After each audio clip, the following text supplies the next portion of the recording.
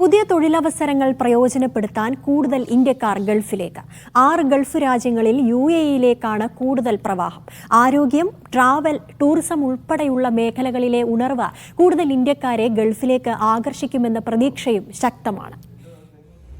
കോവിഡിനെ തുടർന്ന് വൻതോതിൽ ഇന്ത്യക്കാർ ഗൾഫിൽ നിന്ന് മടങ്ങിയെങ്കിലും നിലവിൽ GCC രാജ്യങ്ങളിലേക്കുള്ള പ്രവാസികളുടെ പ്രയാണം ശക്തമായി തുടരുകയാണെന്ന് കേന്ദ്ര സർക്കാർ പുറത്തുവിട്ട പുതിയ കണക്കുകൾ വ്യക്തമാക്കുന്നു.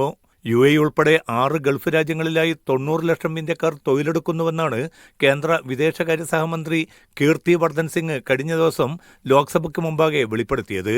ഏറ്റവും കൂടുതൽ ഇന്ത്യക്കാർ UAE-യിലാണ്, 3.55 ദശലക്ഷം പേർ. രണ്ടാം സ്ഥാനം സൗദി അറേബ്യക്കാണ്, 2.64 ദശലക്ഷം ഇന്ത്യക്കാർ. കുവൈത്തിൽ 10 ലക്ഷം ഇന്ത്യക്കാരുണ്ട്. Fintech, health care, information technology, engineering, banking ഉൾപ്പെടെ ഉയർന്ന മേഖലകളിൽ മാത്രമല്ല ഗാർഹിക ജോലിക്കാരായും ആയിരക്കണക്കിന് ഇന്ത്യക്കാരുണ്ടെന്ന് മന്ത്രി വ്യക്തമാക്കി. ഈ വർഷം ജൂൺ 30 വരെ 1,80,000 പേർക്കാണ് ഇന്ത്യ എമിഗ്രേഷൻ ക്ലിയറൻസ് അനുവദിച്ചത്. 10ാം ക്ലാസ്സിലും കുറവ് വിദ്യാഭ്യാസ യോഗ്യതയുള്ളവർക്കാണ് എമിഗ്രേഷൻ ക്ലിയറൻസ് നിർബന്ധം.